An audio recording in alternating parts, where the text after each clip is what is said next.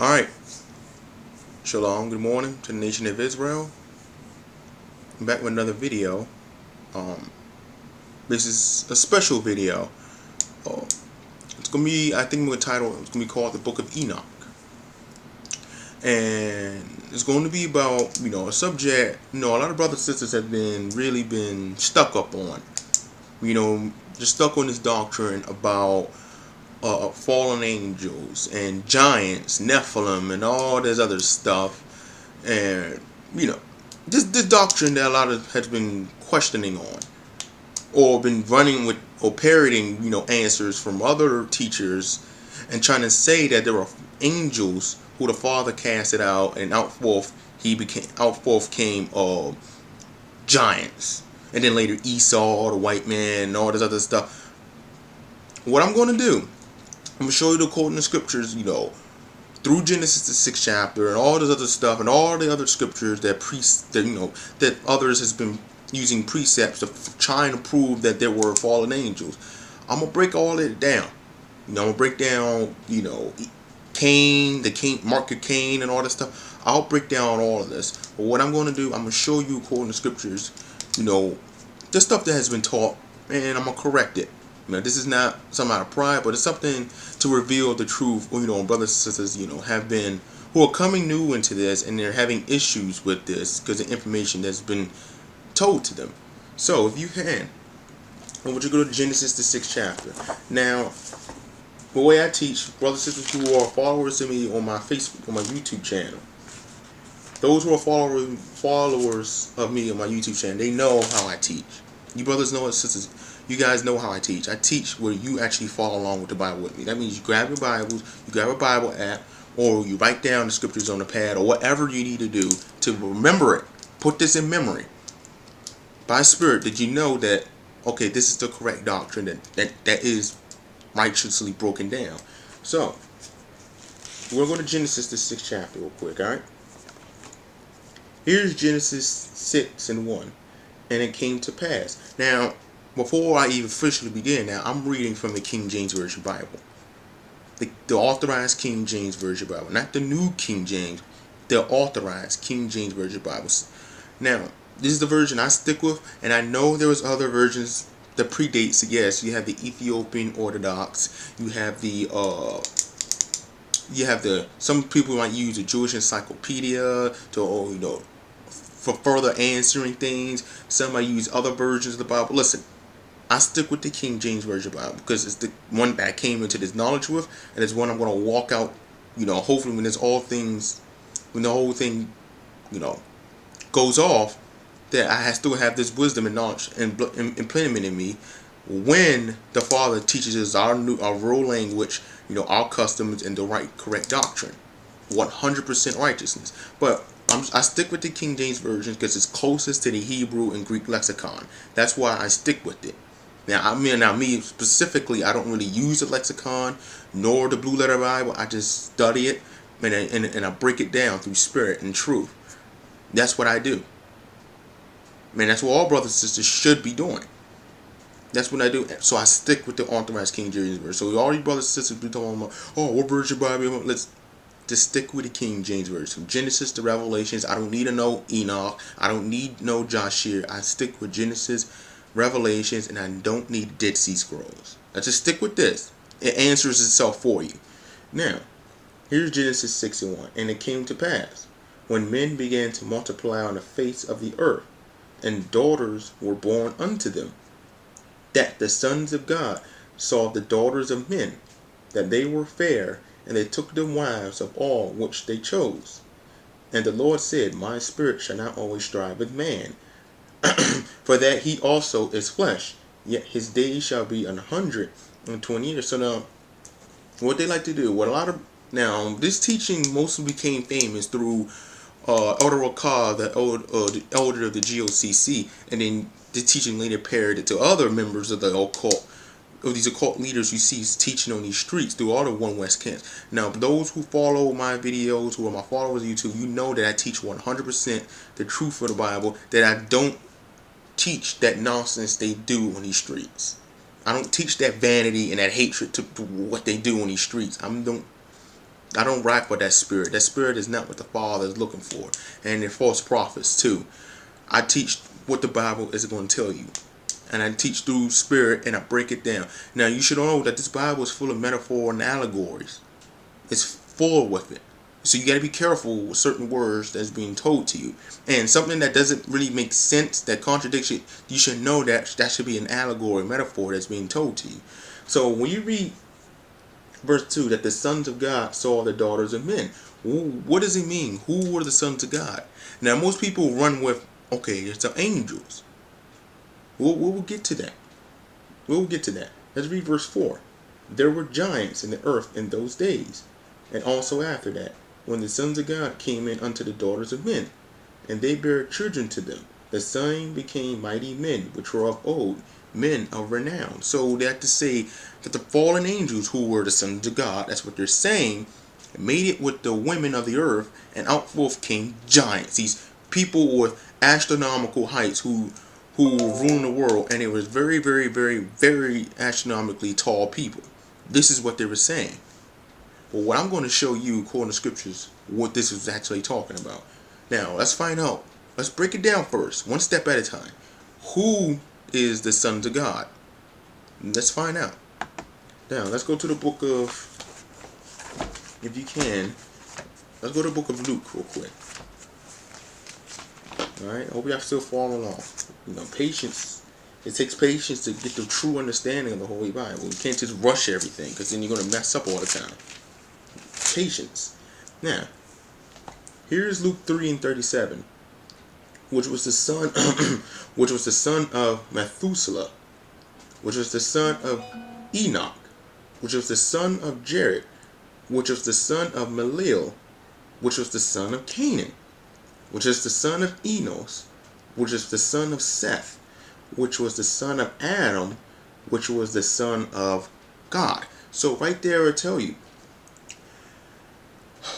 When you read Genesis, what was it? The second chapter, right? Remember, Genesis the second chapter was the first creation, was the creation of Adam. Adam was the first official son of God. Now, through the garden and all that stuff, the stories and the breaking down the garden from Genesis 1 through 3, I can break that down to you on another subject. That's for another subject. But let's just stick with the topic with Adam, okay? Adam, according to Luke the third chapter, has told you that Adam was the first official son of God through the flesh. Through the flesh. I will tell you the spirit and all other things on another topic, but we're going to deal with this. So according to the scriptures, they will tell you that the sons of God were the descendants of Adam, which later through generation, through generation, through generation, through generation, they became the nation of Israel, the Hebrew Israelites, right? Through the seed line of these endless men and women who descended from Adam, out forth came the nation of Israel. Our people.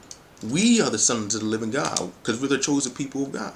The covenants, the salvation, all that stuff have came to us. You can watch all my other videos showing you that is true, that we are the Hebrew Israel. We are the real sons of the living God. Now, I know when you read the book of Acts, the 17th chapter and verse, I believe, 28, where it says, for we are one blood, and we all descend from Adam, which is true.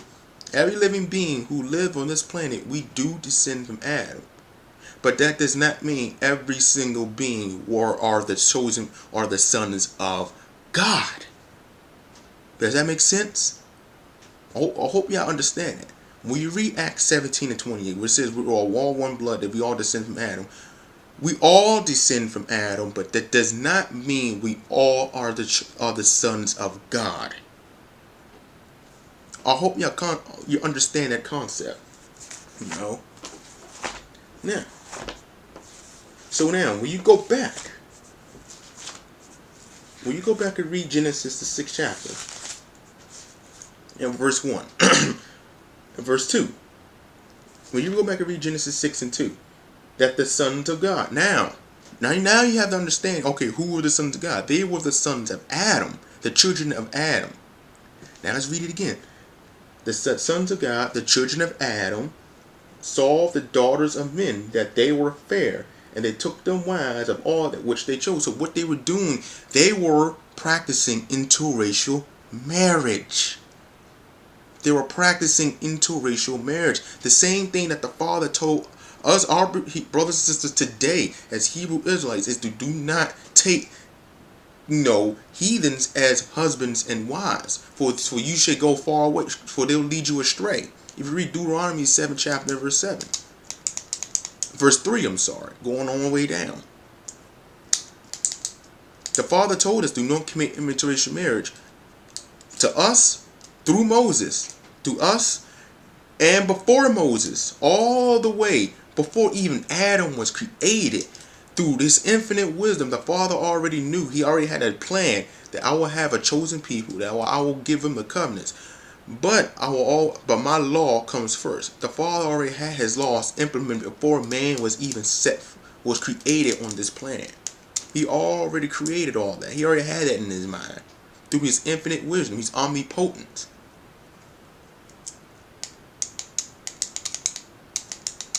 That right there already shuts down that, okay, there were fallen angels. No, I don't even know where you get that doctrine from.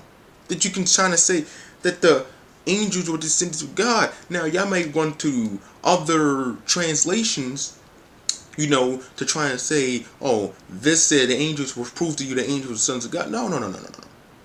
What did the Father told you about going through all these other books? What did he tell you? What did the Father tell you? Let's go there real quick. Let's go to Ecclesiastes real quick. And let's go to the 12th chapter.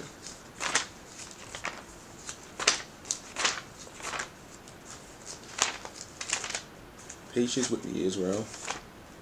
Patience. 1 second. My Bible ain't flipping over there for me. Let's go to Ecclesiastes. Ecclesiastes, the 12th chapter, and verse 12. Here's Ecclesiastes chapter 12, verse 12. And further, by these, my son, be admonished, of making many books there is no end, and much study is a weariness of the flesh. So all these other books, listen, there's books that are endless and endless and endless and the many of books will never stop. The reason why, because Satan are putting, what they like to do, not all books are of Satan, not all. But things like fallen angels, which the book of Enoch heavily tries to get you to do, is worship angels. And we don't worship no angel. The Bible even tells you that. We worship the Father in spirit and truth. Even the Messiah says that. For every man shall worship the Father in spirit and truth. The Christ nor the Father even says to worship an angel. That's what the book of Enoch tries to get you to do. Is to worship angels. That's what the first 10 to 20 chapters talk nothing about the celestial realm or what it looked like. And then the rest talks nothing about angels.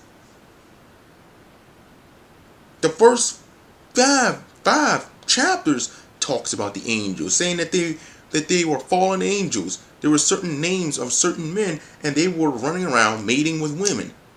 You can't find that in the Holy Bible, because the sons of God were the sons of Adam. So where did he get that the sons of God were angels? The angels are not the sons of God. The angels are celestial beings that the Father created to use as their messengers from his realm to our realm. I will get into that. But to get back into this, and further, Ecclesiastes 12 and 12, and further, by these, my son, be admonished, of making many books there is no end, and much study is a weariness of the flesh. So all that studying, all reading through all these books outside of Genesis to Revelations, it's good to read other books, they get information on, but books to trying to understand the Bible, it will wear you out, and then you're going to start falling into deceit. And then when you start falling into deceit, you're going to start deceiving other people. That's why the Father told you, don't go to all these other books. Stay with his Bible. He will answer everything for you. Through spirit and truth, he will guide you throughout the Bible. Remember what John 15 and 16 says, For you have not chosen me, but I have chosen you. For those brothers and sisters who are walking this faith, the Father specifically only chose you to walk this faith. Remember, you can't come into this unless you have been chosen into this. And you can't come into this and get wisdom and knowledge and the revelation who the Father really is without Christ telling you what it really is. Those with spirit and wisdom could understand what I'm talking about. But going back to Genesis. Let's go back to Genesis real quick.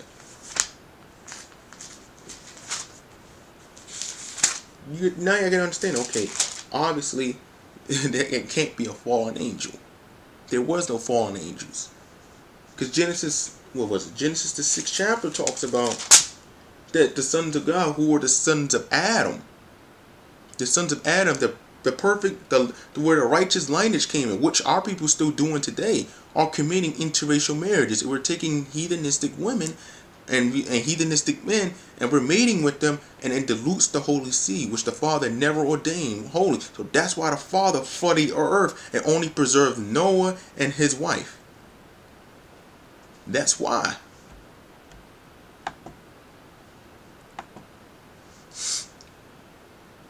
Now, let's read verse 4. There were giants in the earth in those days, and also after that, when the sons of God, the sons of Adam, came in unto the daughters of men, and they bare children to them. The same became mighty men, which were of old. Men are renowned. So now you know that the sons of God were the sons of Adam. But what did it mean when it said they were giants? Okay, let's break down that word giant. When you compare the country like United States of America, and you compare the country like Thailand, who is a giant, America or Thailand? United States of America, right?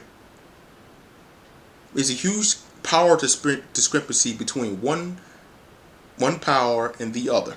One is a lot more powerful than the other. When you compare countries like men, let's look at powerful men in the world today. When you look at men like David Rockefeller, and you compare to your average middle class man somewhere in the Middle East or so forth, who has more power and more influence over the world? David Rockefeller or that man in the so-called Middle East? David Rockefeller, right? So when you say the name Rockefellers, everyone knows who the Rockefellers are. They're one of the head 13 blood tribesmen of the Illuminati, of the Rothschilds, descendants of the Rosicrucians, and descendants of the Templar Knights. You can watch my other video about the Antichrist video where I went over that subject. But they have more influence, they have more power onto this world. They are the giants of this world. It's a trait, people. This is not talking about real giants. This is a physical trait. It's a trait, not a physical thing where they were astronomically high. And what it is to see in so much deception that's been spread throughout the world, where now you becoming into this whole mythology thing, where the Romans created that concept, where all their gods were nothing but giants, like Zeus, like Medina, like in Egypt they had Osiris, they had Horus, all these gods who were astronomically high, tall stature, and they were created out of fallen angels who made it with women. That's a blasphemous doctrine. It's blasphemy. It's blasphemy to think that God's holy angels managed to go against God's protocol and end up sinning. They were not part of that garden. Remember, Satan never deceived the holy angels. He never deceived. He deceived Eve, a human being. He did not deceive the holy angels. You can't find that information in the Bible. You can't find that. Nor can you find that says Lucifer was God's favorite angel. You can't find that in the Bible. All that stuff came from the Catholic Church. Those are Catholic Church teachings. That is not the Holy Bible. Let me show you real quick. Let me show you this real quick. The giants were the metaphor for powerful men who ruled the earth during that time period. Now, let me go to that real quick. Let's go to Genesis. Let's go to Genesis real quick. Let's go to Genesis, the 10th chapter, and verse 10. Verse 9. Verse 8. Here's Genesis 10 and verse 8. And Cush begat Nimrod. he began to be a mighty one in the earth. He was a mighty hunter before the Lord.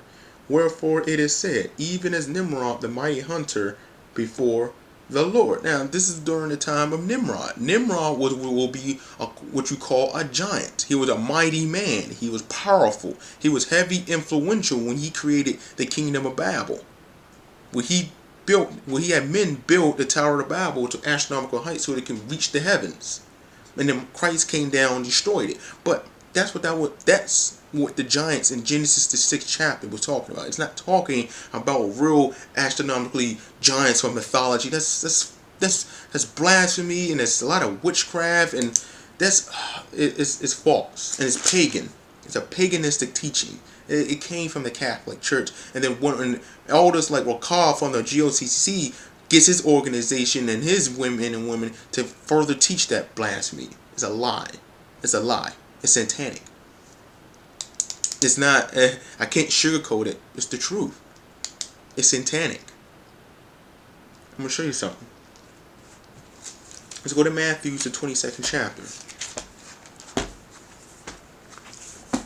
Alright? Just hope y'all still following along. Go to Matthew 22 and verse 30.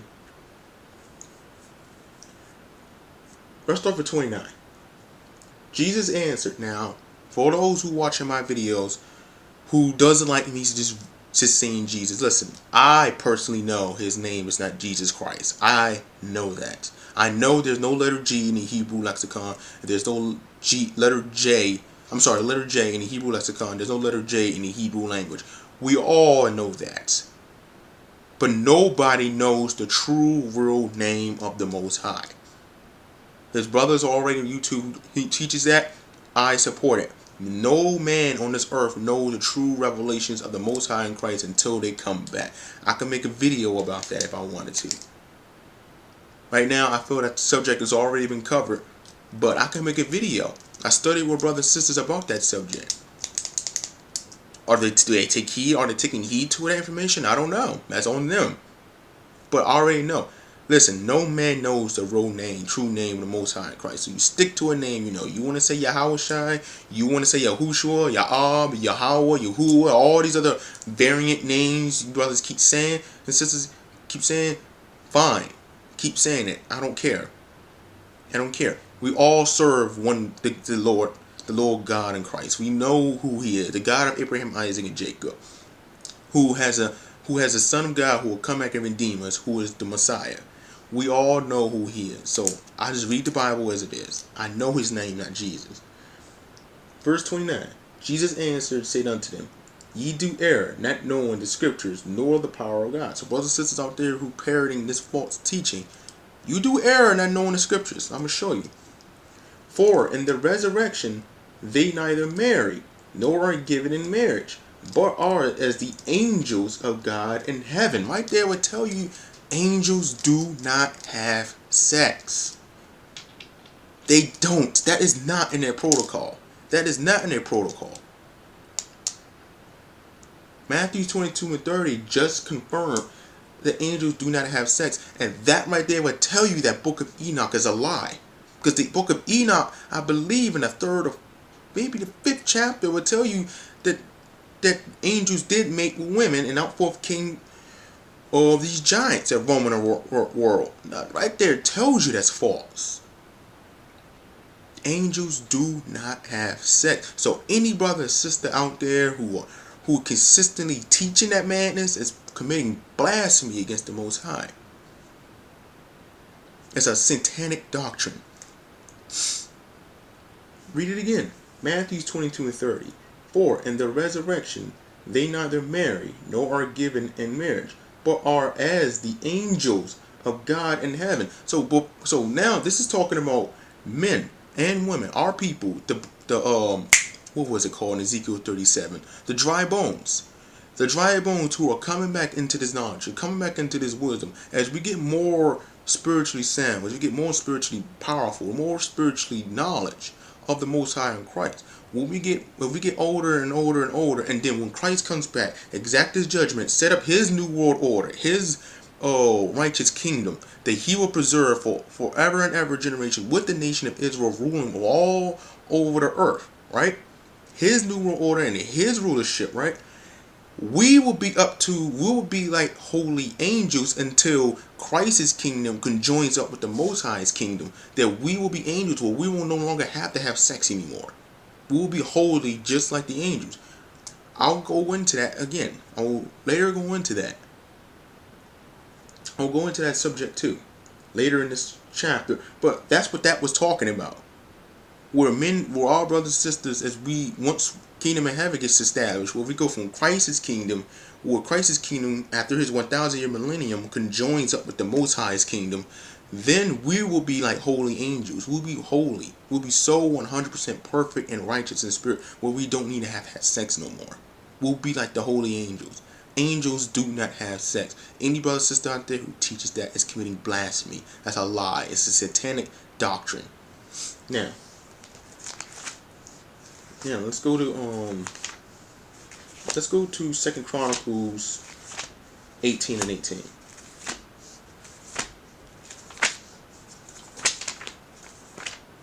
Actually, before I go to that, let's go to Psalms 103 and 20. Now, I'm gonna show you. Let's just see, what are the holy angels' job? What is their job?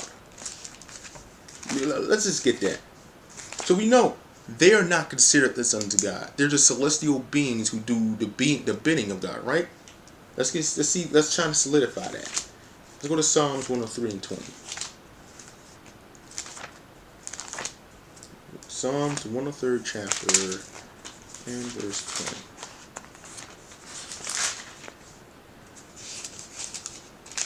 Psalms 103 and 20.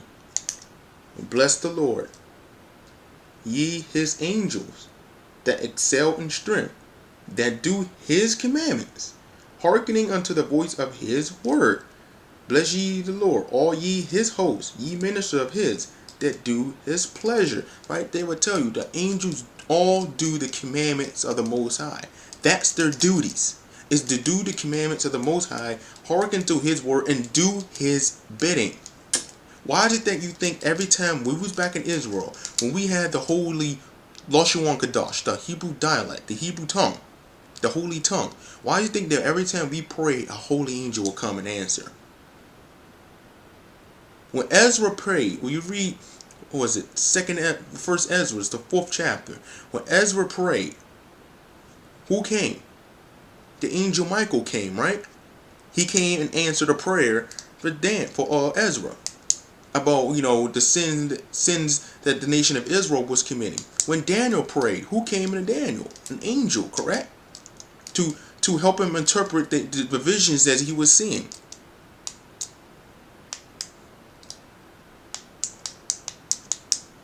Am I right or am I wrong? The angels, their job and their duty is to do the bidding of the Father. That's it. Do the bidding of the Father, communicate with the nation of Israel, right? And to write the names in the book of life. That's their duties. Let me show you something. Let's go to Genesis real quick. Let's go to Genesis, the 28th chapter, and verse 12. Here's Genesis, the 28th chapter, and verse 12. And he dreamed, and behold, a ladder set up on the earth, and the top of it reached to heaven. And behold, the angels of God ascending and descending on it. So, what Jacob was doing, Jacob was having a vision. And in this vision, he saw the planet Earth. Right? Planet Earth. And in the heavens, the celestial realm where the Father dwells, and his holy angels. And there was a huge ladder that was going from the heavens into planet Earth. And on that ladder, there was angels going up and down that ladder. What does that mean? Brothers and sisters who are built in this, what did Jacob's ladder mean? You remember when y'all was in church, y'all sung in choirs, you always sing the song about Jacob's ladder. Mostly back then my grandmother's period, she told me about that song. What does that mean when you saw Jacob's in Jacob's vision, angels going up and down the ladder, from the heavens onto earth, and from earth back to the heavens. What does it mean? Is that the ladder is a representation of the 100% control and a 100% communication that the Father has from His realm to our realm, and that's why He has angels going up and down the ladder. Why? Because the angels are consistently communicating from our realm to His realm. Consistently. They come in our realm, get information of what's going on, go back to the realm of the Father. Over and over and over again. It's show you 100%, what's that word I'm looking for?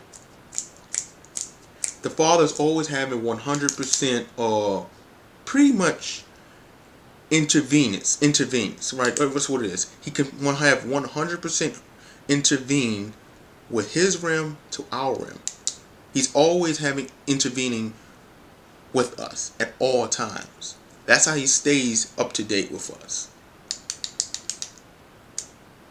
That's what the vision of Jacob's ladder. So that right there would tell you the angel's duties is to do the bidding of the Father.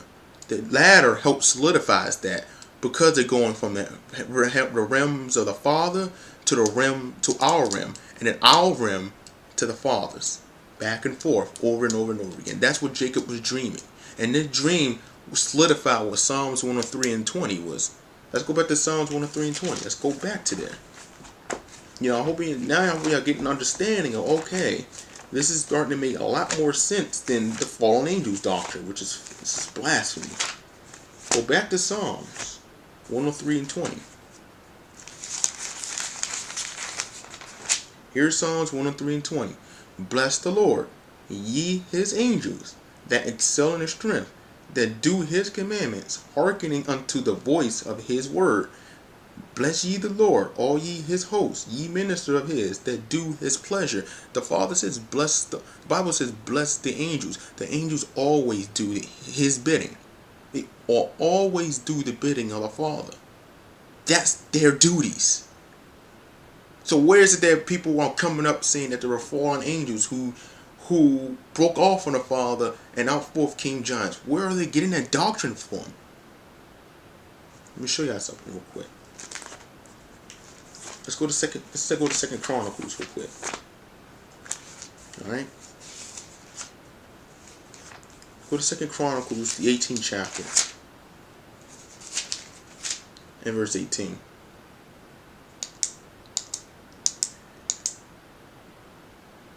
Okay, here's Second Chronicles 18 and verse 17. And the king of Israel said to Jehoshaphat, did I not tell thee that he would not prophesy good unto me, but evil? Verse 18. And he said, therefore hear the word of the Lord. I saw the Lord sitting upon His throne, and all the hosts of heaven standing on His right hand and on His left. So, y'all remember how y'all see it on TV? Like cartoons.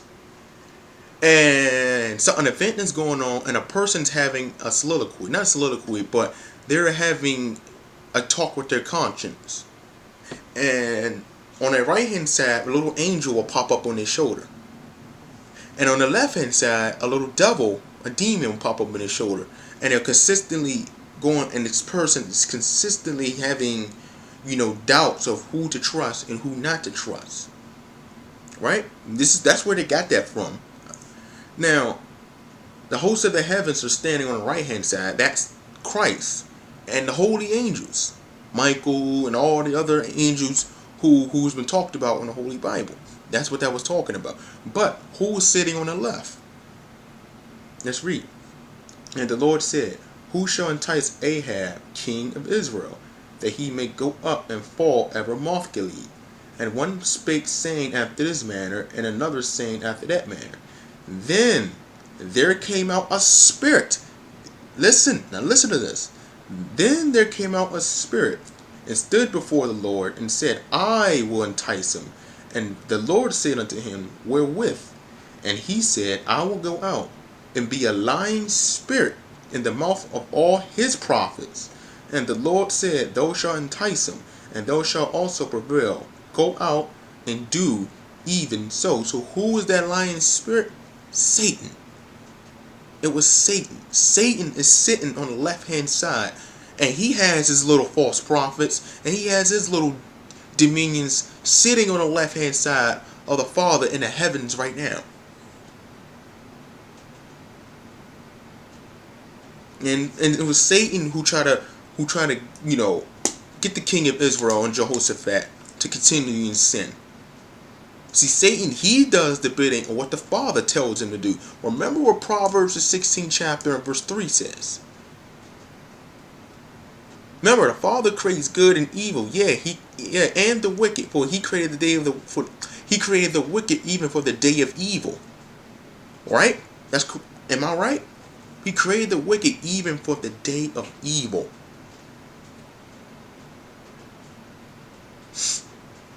Right there would tell you, okay, it was Satan sitting on the left-hand side, deceiving the masses. He was going to put that lying spirit on him.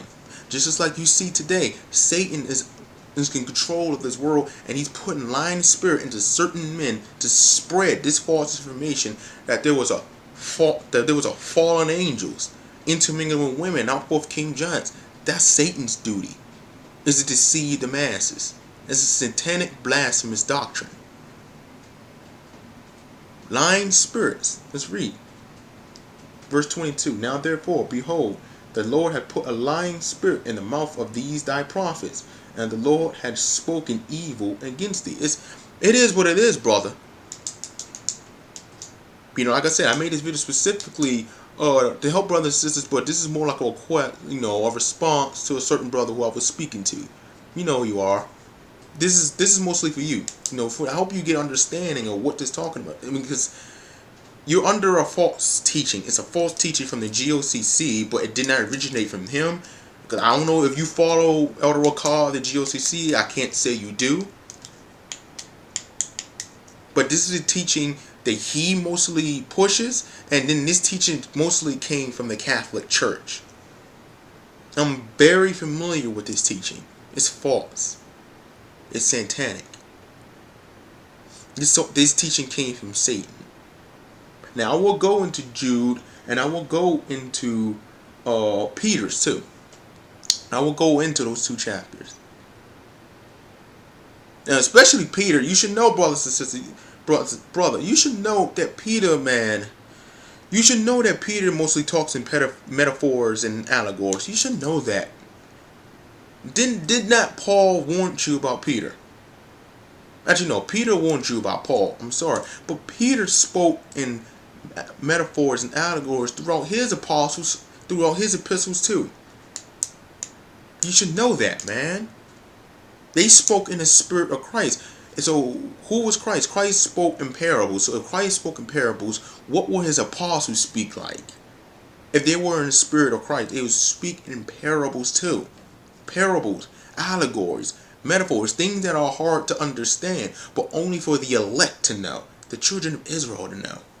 And then the children of Israel will spread that information throughout the whole earth. That's why when Christ came on earth, and in the Syrophoenician woman came into him about healing and spreading the word to the Gentiles, he said this. He says, it is not meet to take away the bread from the children and then cast it to the dogs. It's not good to take the word from the children of Israel and then try to turn around and teach mostly to the Gentiles first. No. It comes to us first before anybody.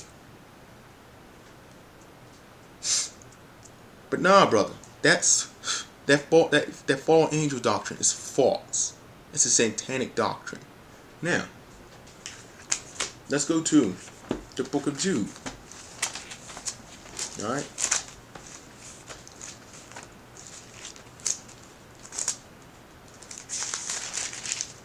Let's go to the book of Jude.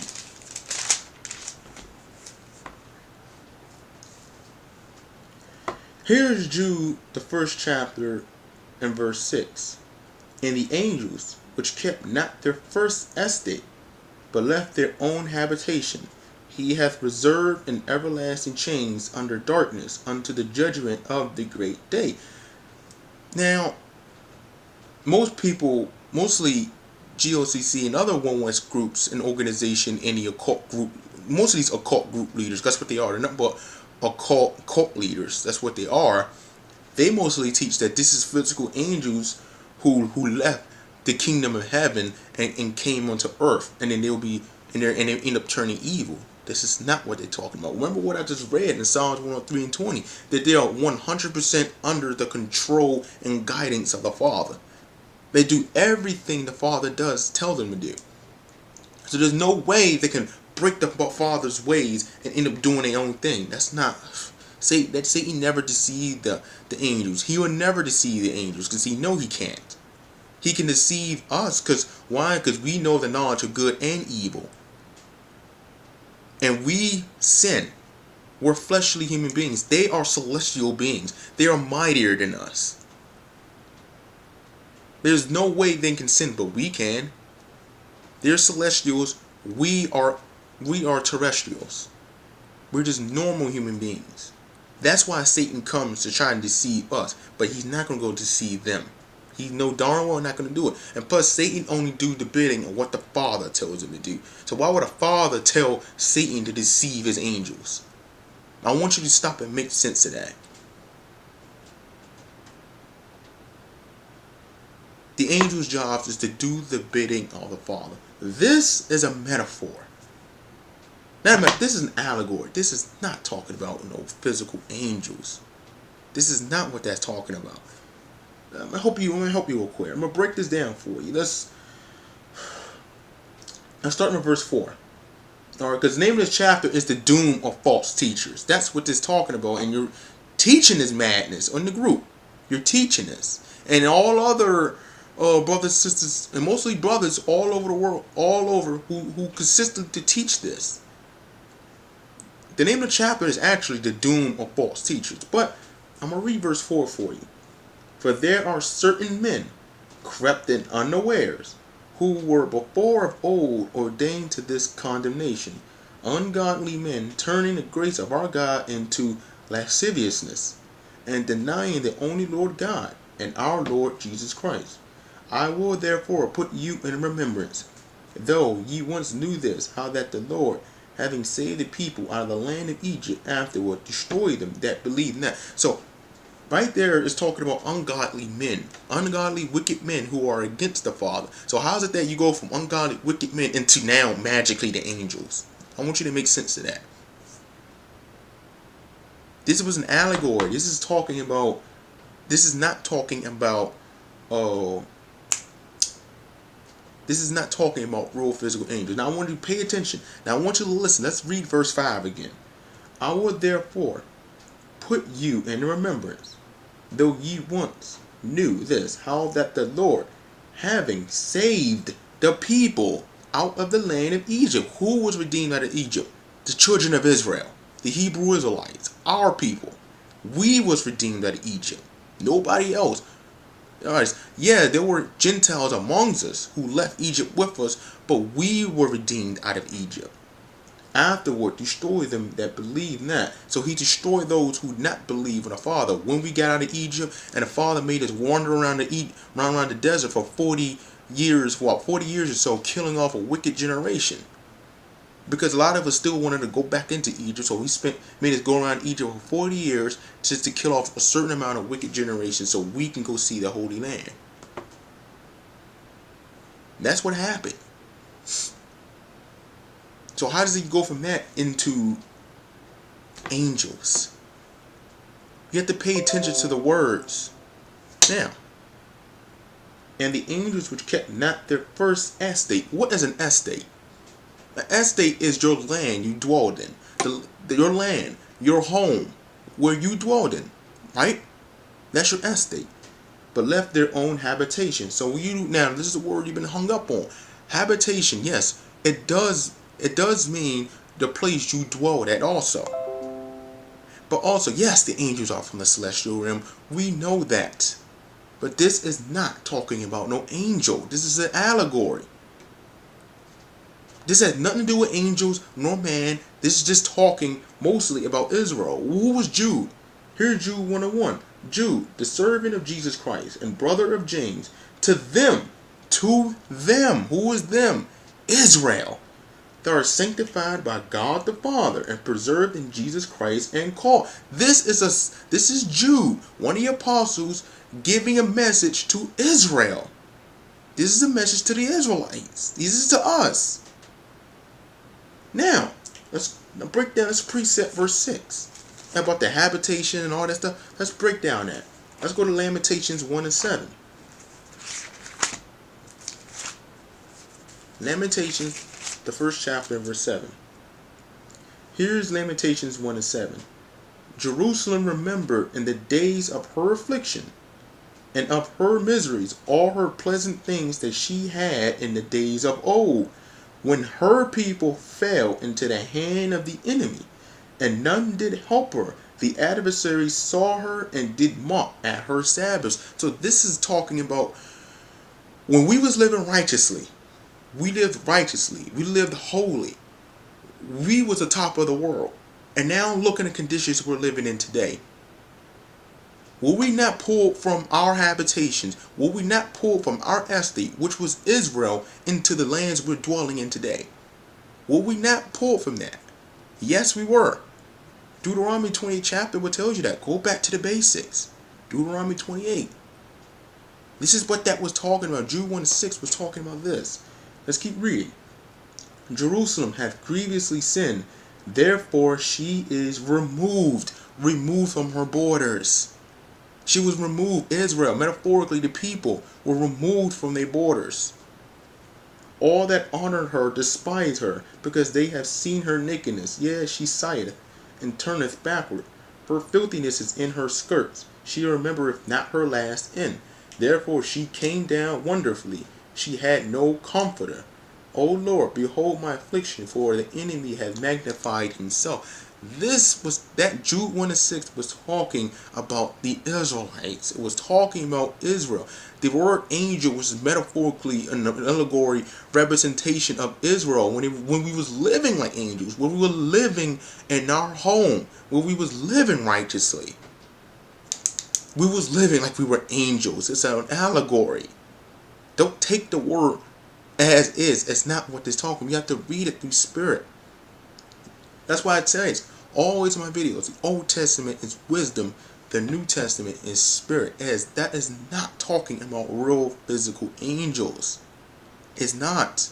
That's why the Father told you to stay out all these other books. Go back to Jude. Let's go back. Alright? Go back to Jude real quick.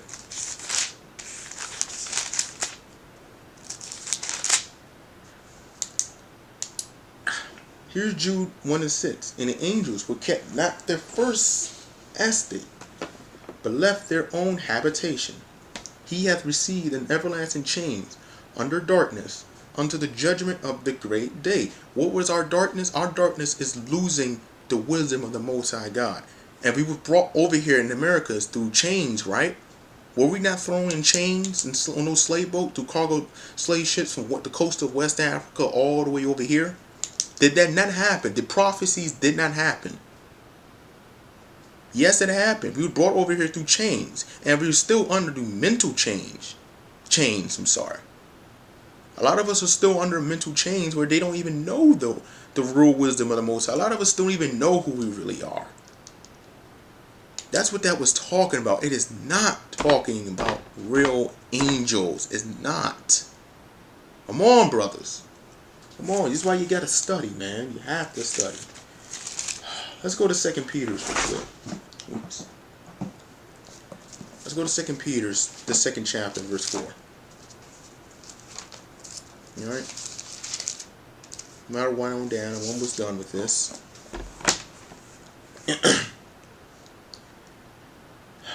I'm going to start with verse 1. Here is 2 Peter 2:1. But there were false prophets also among the people, even as there shall be false teachers among you, who privily shall bring in damnable heresies, even denying the Lord that bought them, and bring upon themselves swift destruction.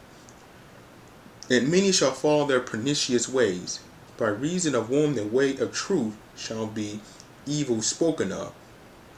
And through covetousness shall they with feigned words,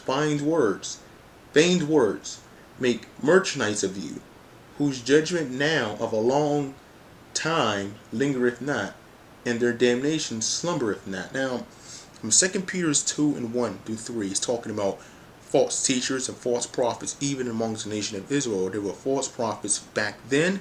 There are false prophets today of the nation of Israel. This is what that was talking about.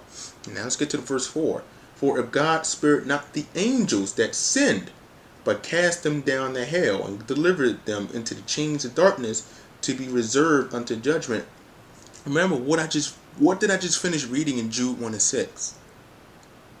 This is not talking about real angels. This is talking about men. This is talking about men, but this is also talking about Israel. Precept again. Let's go to Jeremiah 2 and 3.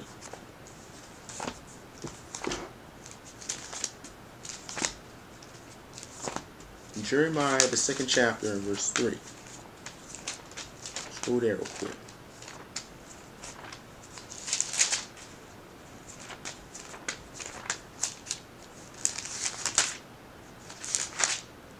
Jeremiah 2 and 3.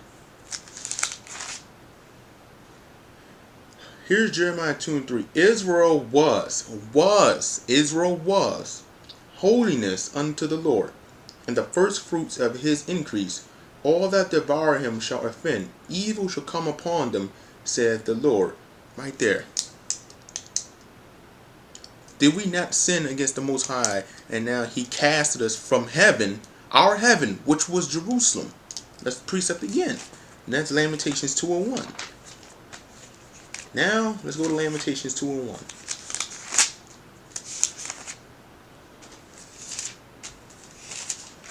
Here's Lamentations 2nd chapter, verse 1. How hath the Lord covered the daughter of Zion with a cloud in his anger, and cast down from heaven unto the earth the beauty of Israel, and remembered not his footstool in the day of his anger. So now, which I was just saying, Jeremiah 2 and 3. We were cast out of our heaven. Our heaven was Israel. When we was living holy unto the Lord, that was our heaven. Remember, heaven is a state of well-being or a place. Jerusalem, the land of Israel, when Christ comes back and he set up his new world order on all earth, Israel will be the kingdom of heaven on earth. Read Revelation the 20th to 21st chapter. And Galatians 4:16 will tell you that Israel is the mother of us all. That will be our heaven. When we get out of the ghettos, when we get out of the conditions that we were living in, that will be our heaven again. We will not be living in these conditions ever again. And when has Israel, let me ask you this, when has Israel ever cast out of heaven?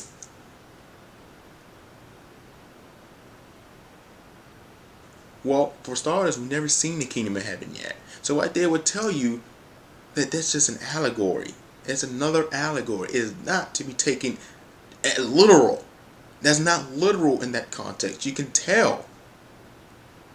They spoke, remember, the apostles spoke in the spirit of Christ. They wasn't talking literal at that in some points. A lot of them, the apostles' job was to reiterate and spread reiterate the things that the old has said, the prophets, and then spoke and then teach the gospel of Christ throughout all families of the earth. That's what their duties. So right here will tell you, when they cast down from heaven unto the earth of the beauty of Israel, the earth represents the poverty, the misery, the sinless ways that how we are destroyed. Our heaven was in Israel when we was in rulership, when we was in power. That was our heaven. That was an allegory, man. So I don't know why y'all still teaching that there was fallen angels, that was actual little angels. Go back and rewind this video on where I talked about, where I showed you it's not real angels. The angels don't have sex. The angels are 100% holy celestial beings. They are not the sons of God. They're celestial beings who the Father created to do his bidding. So when all this go off, when Christ comes back, he's going to, those holy angels will Christ's exact judgment. Why? Because they're doing the bidding of the Lord. That's their job. Alright? I got a few more we can close down. Let's go to Genesis 4. Mostly about, Enoch. Not Enoch. What's his name? Cain. There's Genesis, the 4th chapter. In verse 1. And Adam knew Eve his wife, and she conceived, and bare Cain. So right there it shuts down that doctrine that Cain is the descendant of Satan. That's another false teaching. Right here it tells you Adam and Eve made Cain. So that's a false teaching again. Cain was not descendant of Satan. Cain is the descendant of Adam and Eve. Alright? And bare Cain, and said, I have gotten a man from the Lord. And she began bare his brother Abel. And Abel was a keeper of sheep, but Cain was a tiller of the ground. And in the process of time it came to pass that Cain brought of the fruit of the ground an offering unto the Lord. And Abel, he also brought of the firstlings of his flock, and of the fat thereof. And the Lord had respect unto Abel and to his offering. So now what they was doing, what this is Abel was giving the Lord the correct sacrifice. He was sacrificing animals. He was giving him the right sacrifice unto the Father. Now watch this. But unto Cain and to his offering he had not respect. And Cain was very wroth, and his countenance fell. And the Lord said unto Cain, Why art thou wroth, and why is thy countenance fallen? If thou doest well, shall thou not be accepted? And if thou doest not well, sin lieth at the door, and unto thee shall be his desire, and thou shalt rule over him. And Cain talked with Abel his brother. And it came to pass, when they were in the field, that Cain rose up against Abel his brother, and slew him. So right there, right here, this was telling the Father accepted Abel's blessing, because Abel was following the Most High's word. He gave him the correct sacrifice, which was animals, a lamb. Abel gave him something different, and the Father did not accept that. Now this is after Abel slew Cain, killed Cain. And the Lord said unto Cain, Where is Abel thy brother? And he said, I know not. Am I my brother's keeper? So Cain did the first thing. He did, as a human being, he committed the first sin as a human being. As a human being, he lied.